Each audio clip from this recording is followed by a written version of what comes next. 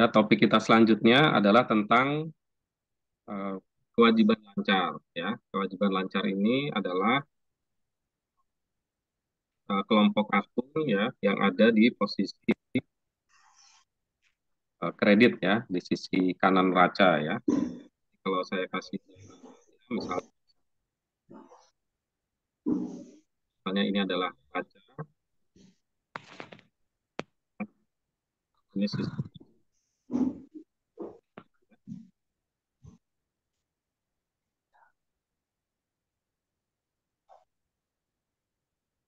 ya misalnya ini sisi debit ya, kemudian sebelah kanan adalah sisi kredit ya. Kemarin di sini kita sudah belajar kas, persediaan, kemudian aset tetap ya. Nah, sekarang nanti kredit kita akan belajar kewajiban.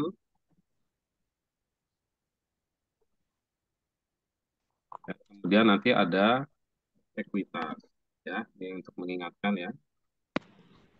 Dan ini nanti ada kewajiban lancar ya atau jangka pendek. Lancar.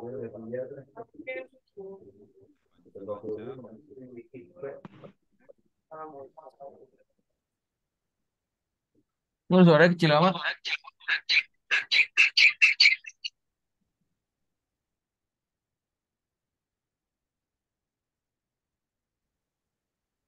Kemudian nanti ada kewajiban jangka panjang ya. Oke. Nah, ini nanti ya ini sebagai gambaran. Nah, sekarang kita coba membahas sisi dari kewajiban lancar atau jangka pendek ya.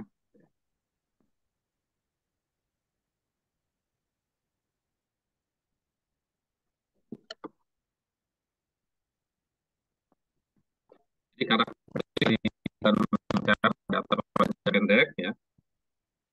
Ini adalah kewajiban yang biasanya dibayar dengan menggunakan aset lancar dan memiliki jatuh tempo pendek.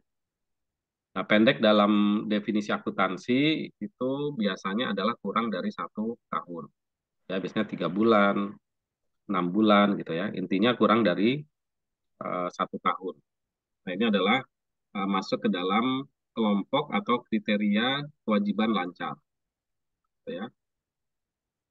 Ya, jadi sekali lagi kewajiban lancar, kewajiban yang biasanya dibayar menggunakan aset lancar. Ya, ini ada biasanya ya, jadi bisa saja dibayar dengan aset jangka panjang, gitu ya. Tapi di dalam manajemen keuangan ya biasanya kewajiban lancar dipenuhi melalui aset yang lancar ya. Maksudnya misalnya apa sih kewajiban aset lancar ya? Aset lancar itu ya aset yang mudah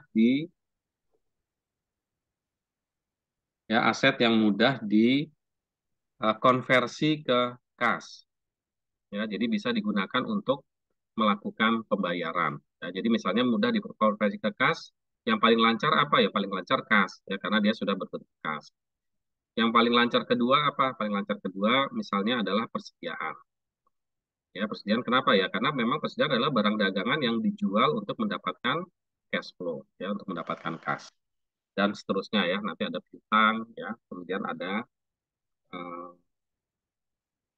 apa aset tetap ya. Kalau aset tetap ini karena memang tidak tujuannya untuk dijual, jadi dia paling tidak istilahnya itu paling tidak liquid, ya, paling eh, paling lama atau paling tidak liquid atau paling lama untuk dikonversi menjadi kas ya karena memang tidak ditujukan untuk dijual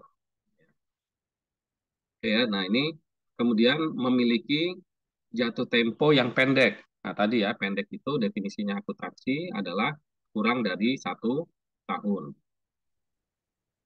ya. Jadi kalau misalnya eh, per tutup buku ya tanggal 31 Desember misalnya ada kewajiban yang masih harus dibayar lagi, misalnya harus dibayar nanti bulan Februari atau bulan Maret.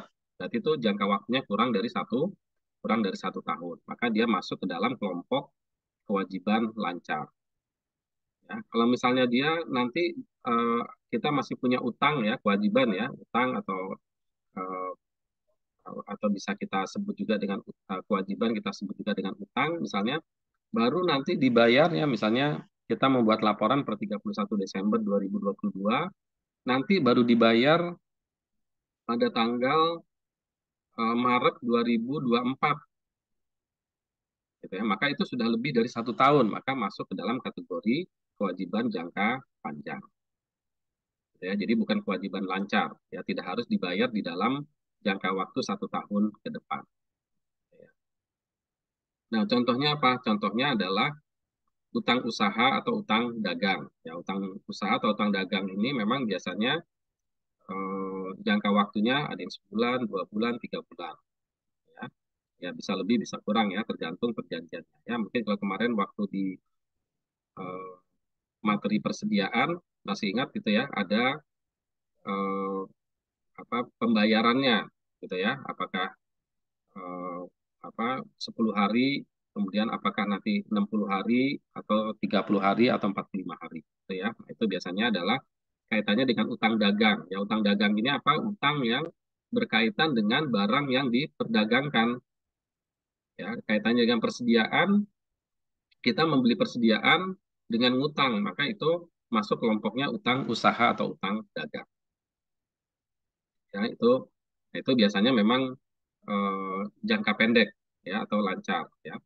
Kemudian yang kedua ada wesel bayar. Ya, wesel bayar ini utangnya berupa uang gitu ya.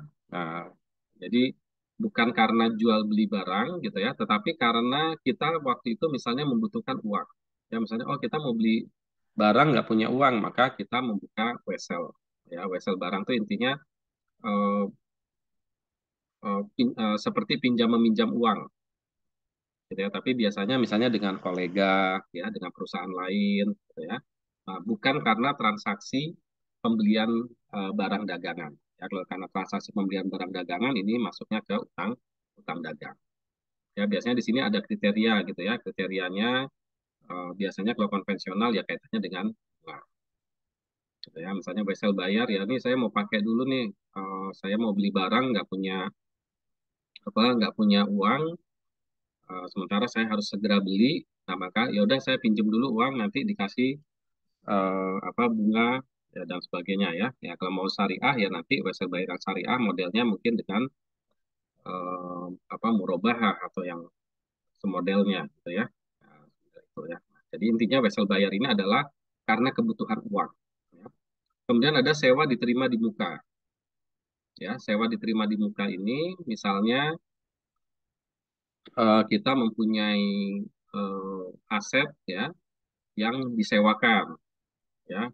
Ini ya udah disewakan setahun ya, masih ingat ya periodisasi ya, matching cost ya, matching konsep ya, masih ingat ya matching konsep ya. Misalnya kita menerima pendapatan menerima pendapatan sewa, eh, kita punya aset ya, misalnya punya kendaraan kita sewakan ya, disewanya setahun ya, mulai Desember sampai akhir November tahun depan gitu ya. Nah, maka yang menjadi penghasilan kita sekarang adalah hanya yang Desember saja.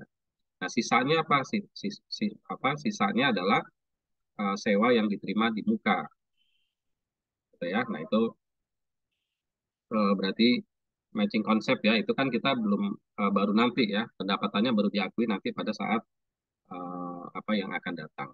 Ya, jadi seolah-olah si penyewa itu menitip uang itu selama 11 bulan gitu ya, sejumlah 11 bulan itu seolah-olah dia nitip uang. Nah, itu kan sama dengan kewajiban gitu ya. Itu sama dengan kewajiban seolah-olah kita berhutang kepada si penyewa. Kemudian utang gaji, ya utang gaji juga demikian gitu ya. Utang gaji biasanya gaji itu dibayar pada awal bulan berikutnya. Nah, maka pada bulan ini dia sudah terutang. Ada kewajiban yang harus dibayar misalnya awal bulan. Kemudian selanjutnya adalah bagian dari utang jangka panjang yang jatuh tempo eh, segera jatuh tempo, ya jangka pendek ya kurang dari 1 tahun. Jadi misalnya ada angsuran, angsuran perusahaan mengambil pinjaman atau mengambil pembiayaan 5 tahun. Nah, yang mau jatuh tempo dalam 1 tahun ke depan itu masuk ke dalam bagian utang jangka panjang yang jatuh temponya sekarang dan masuk di kewajiban lancar. Sedangkan sisa utang jangka panjangnya, sisa utangnya itu masuk ke dalam kewajiban jangka panjang. Ya, itu nanti dipisahkan. Ya, wesel bayar, ya ini misalnya wesel bayar jangka pendek, ya diterbitkan ketika kita membeli barang dagangan atau aset lain. Wesel bayar juga bisa diterbitkan untuk menggantikan utang yang telah jatuh tempo.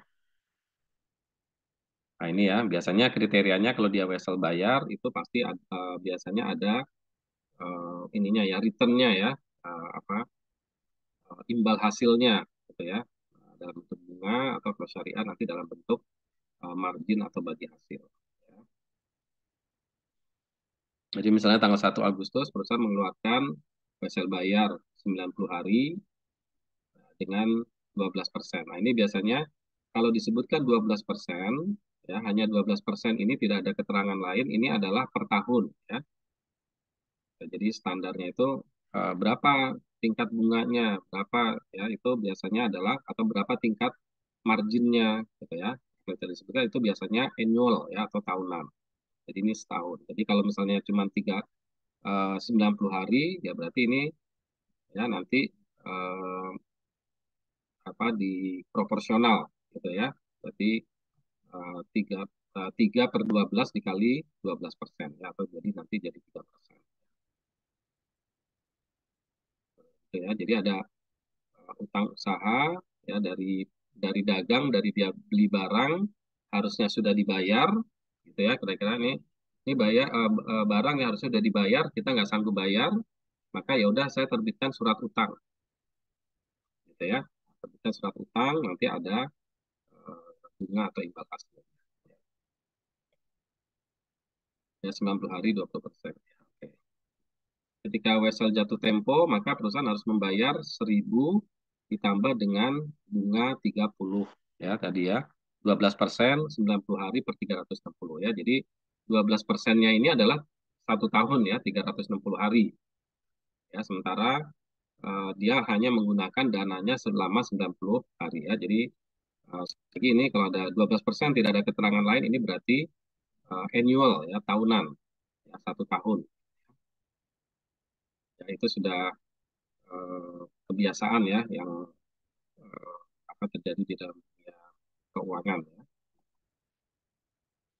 Oke, jadi ini wesel bayar ya kemudian di debit ya berarti dibayar perusahaan harus membayar kas sebesar 1.000 ditambah dengan 30 beban bunga ya. Muncul di laporan laporan laba rugi di bagian beban lain-lain atau beban bunga ya boleh ya.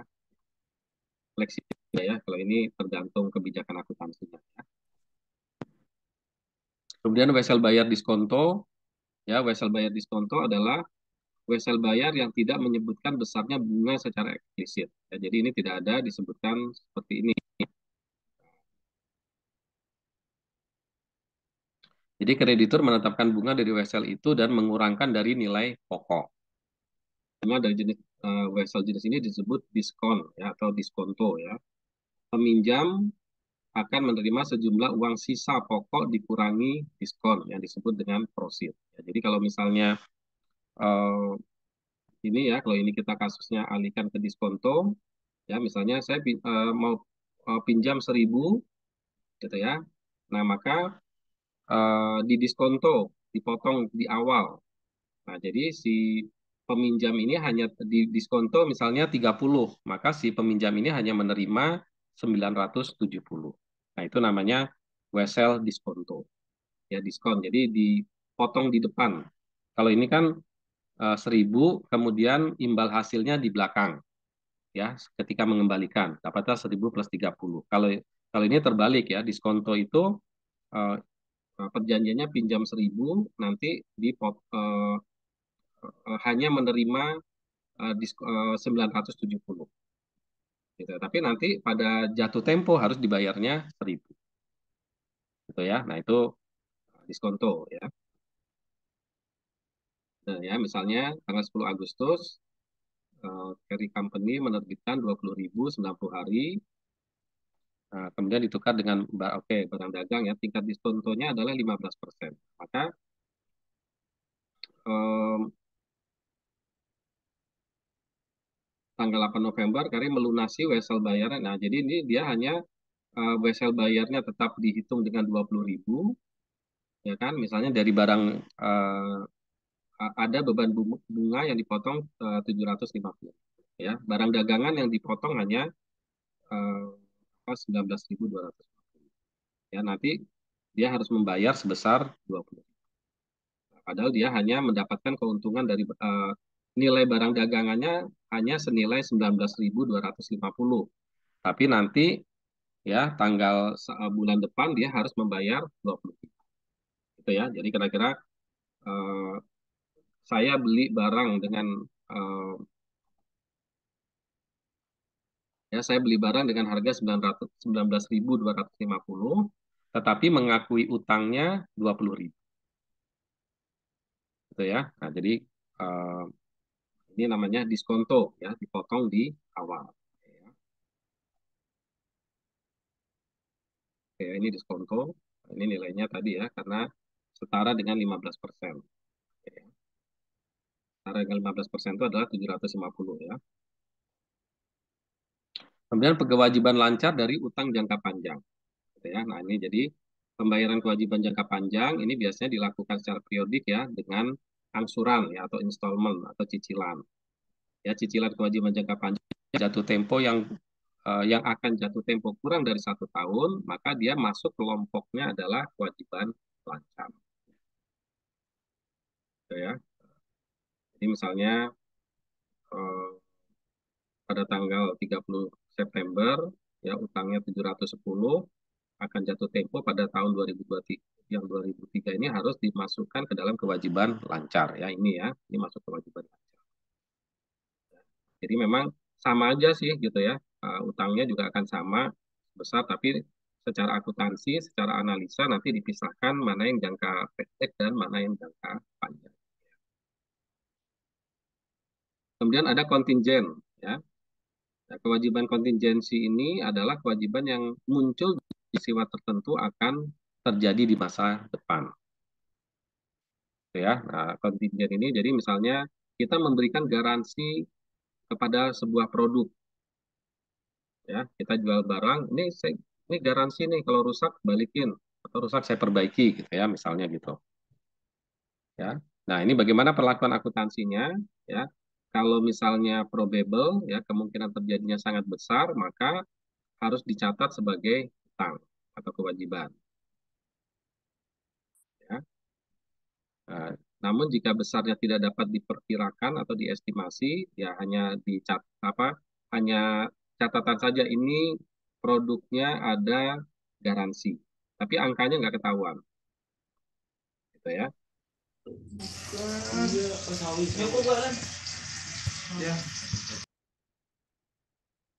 Ya, kalau dia sifatnya possible, ya kemungkinan terjadinya kayaknya nggak pernah secara historis tidak pernah banyak yang komplain, ya, nah, maka tidak perlu dilakukan pencatatan dan pengungkapan. Ya, jadi ini misalnya probable, kemungkinan terjadinya besar, dapat diestimasi, dicatat di dalam neraca, ya, balance sheet. Tapi kalau tidak dapat diestimasi, ya cukup di eh, catatan aja, gitu ya, hanya catatan. Tapi kalau dia kemungkinan terjadinya tidak terlalu besar, ya hanya dijadikan catatan atau di pengungkapan. Ya, ini contohnya. Ya, saya lanjut. Nah, kemudian yang selanjutnya adalah hutang yang berkaitan dengan gaji dan pajak ya. Biasanya untuk gaji itu ada ikutannya adalah pajak penghasilan. Ya. Nah, gaji adalah sejumlah uang yang dibayarkan kepada karyawan atas jasa yang telah diberikan ya. Jadi jasa sebagai pekerja ya. Nah, ini penting karena menjaga hubungan baik dengan karyawan dengan menghitung gaji secara akurat dan membayarkannya tepat waktu. Ya, gaji ini sangat berkaitan dengan pajak yang ditetapkan oleh pemerintah. Jadi total beban gaji adalah gaji kotor plus pajak gaji. Nah, ini adalah mempunyai dampak yang cukup besar kepada laba. Gitu. Jadi nanti kalau misalnya gajinya tidak dihitung, jadi ini gajinya tidak, pajaknya tidak dihitung ya. Ini pajak ini nanti menjadi bebannya karyawan atau bebannya perusahaan. Ya. Nah ini misalnya gaji kotor. Ya, gaji kotor adalah semua penghasilan yang diperoleh karyawan selama satu periode penggajian, ya misalnya 1 bulan. Nah, termasuk dalam gaji kotor ini misalnya ada gaji pokok, ada lembur, ada tunjangan-tunjangan, ya.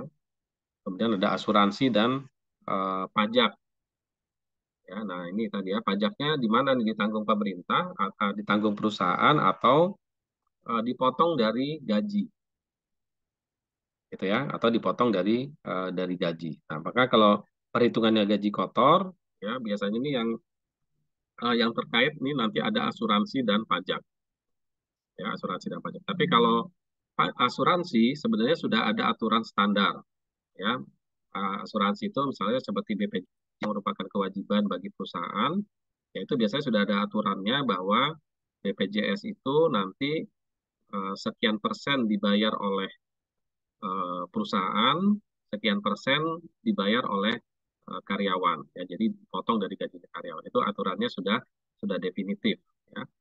Nah, namun kalau pajak ini kebijakan ya, apakah pajaknya itu akan ditanggung oleh karyawan, dipotong dari gajinya. Jadi misalnya eh, ketika Anda bekerja, nanti berapa gajinya? Gaji misalnya 10 juta, nah, gitu ya. Nah, pajaknya siapa yang tanggung? Nah, dipotong dari gaji saya atau dibayarin perusahaan. Nah, kalau dipotong dari gajinya, berarti kan 10 juta dikurangi dengan pajak. Berarti apa Anda tidak akan terima 10 juta, pasti dikurangi dengan pajak. Terus kemudian juga asuransi yang menjadi beban karyawan, gitu ya. Nah ini jadi kalau gaji kotor ya berarti tadi ya di dalamnya include asuransi dan pajak, gitu ya. Atau kalau ditanggung perusahaan, ya pajak yang ditanggung perusahaan ya. Nah kemudian kalau gaji bersih, ya berarti semua gaji kotor setelah dikurangi dengan pengurangan-pengurangan tadi. Ya gaji bersih inilah yang kemudian dibayarkan kepada pekerja. Nah, tadi ya, jadi misalnya gajinya 10 juta, setelah dikurangi pajak 500.000, dikurangi asuransi 200.000, ya berarti dia cuma terima 10 juta dikurangi 700.000, ya 9.300.000, gitu ya. Nah itu eh, pengertian gaji kotor dan gaji bersih.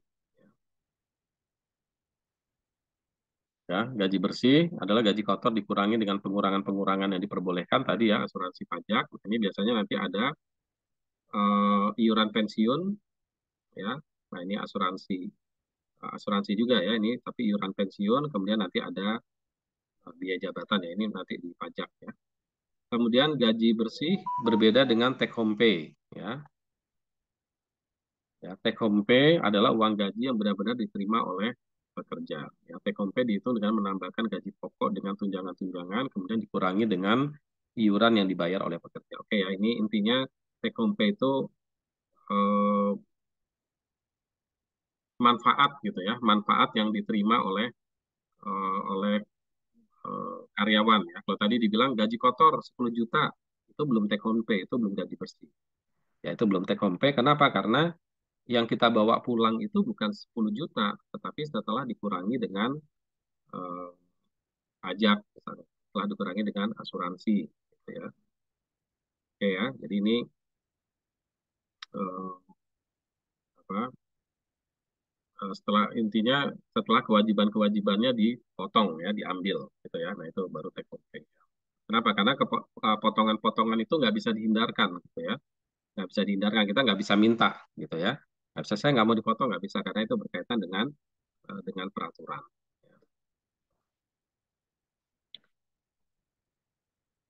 Ya, jadi misalnya menerima gaji pokok berapa 2.500.000, uang lembur 1,2. Nah, ini ya, misalnya ada transport ya, ada ada tunjangan makan, ada transport, ada asuransi, ya, kemudian dibayar sendiri. Nah, ini dibayarkan oleh perusahaan misalnya 100.000, dibayar sendiri 240.000. Oke ya. Nah, ini dapat take home pay, jadi misalnya gaji 2,5, tambah tunjangan-tunjangan, ya dikurangi tadi ya, iuran pensiun dan asuransi kesehatan. Nah, sehingga gaji bersihnya adalah 3,39552. Ya, itu ya. Jadi nanti perlu cermat gitu ya, yang berkaitan dengan utang. Kemudian daftar gaji, ya ini adalah eh, tabel ya, tabel daftar gaji. Misalnya ada 100 karyawan, gajinya berarti dibuat tabel ya, tabel multikolom atau laporan multikolom yang digunakan untuk merangkum data yang diperlukan oleh gajian karyawan. Jadi kolom pertama nama, gaji pokok, tunjangan-tunjangan, ya, kemudian gaji kotor, kemudian dikurangi asuransi, dikurangi pajak dan sebagainya, sehingga berapa gaji bersih dan berapa gaji take home pay-nya.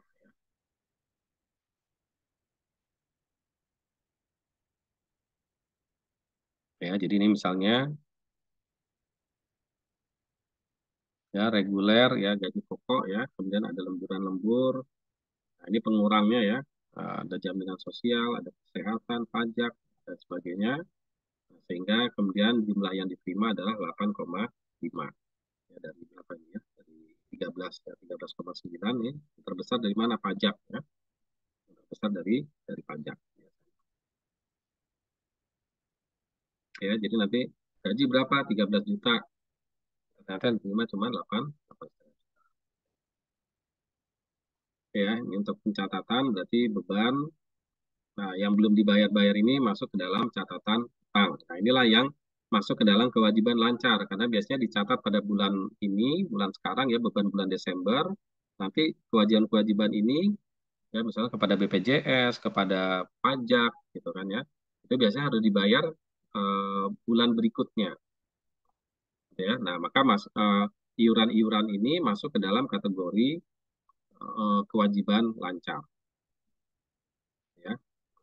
Di di akuntansi tetap dicatatnya beban gajinya adalah sekian ya, 11 juta apa sesuai, tapi nanti yang diterima oleh karyawan, nah ini yang utang gaji ini, gitu ya, yang diterima oleh karyawan ini. Karena ini nanti dibayarkan ke negara ya melalui BPJS, melalui pajak, ya dana pensiun, gitu ya. Nah, itu ya.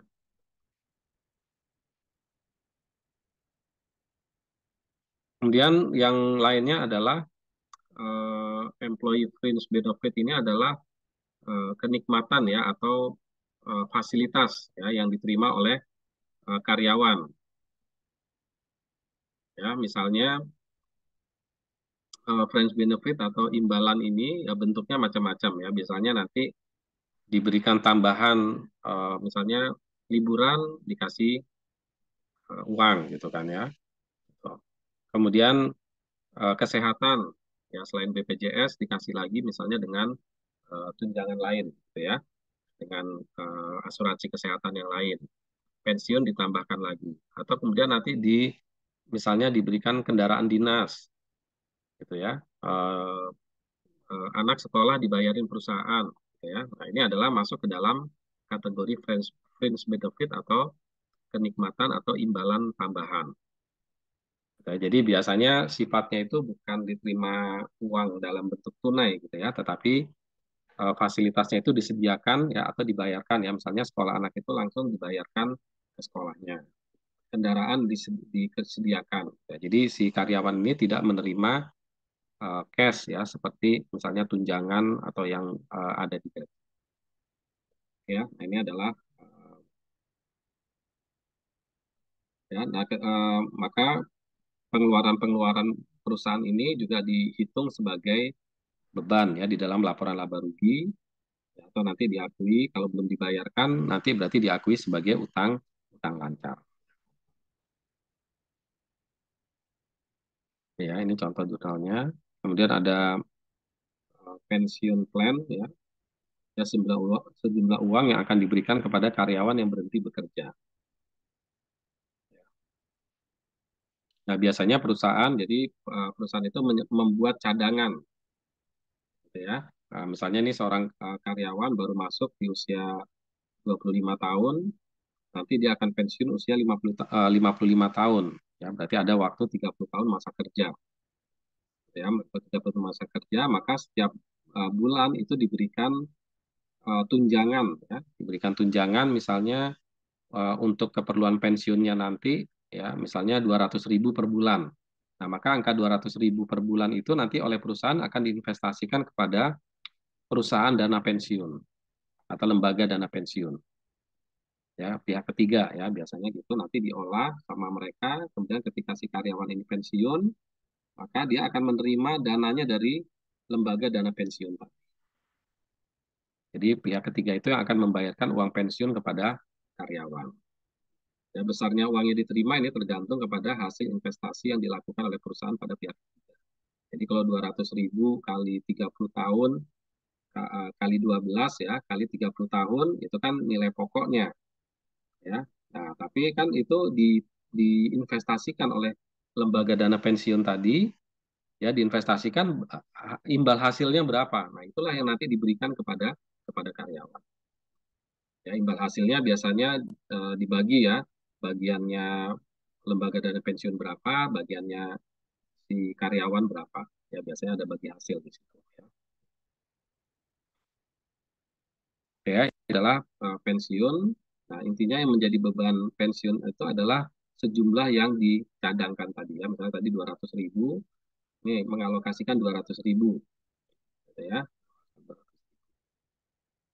Nah, 200.000 ini nanti kan menjadi benefit bagi karyawan, tapi dia tidak masuk ke dalam take home pay, kan duitnya kan nggak diterima pada saat dia terima gaji. Gitu ya, makanya tadi gaji bersih dengan take home pay agak berbeda jumlahnya ya. Oke, ini adalah eh, yang berkaitan dengan beban lancar. Jadi kira-kira yang nanti muncul kewajiban lancar. Ada pertanyaan sampai di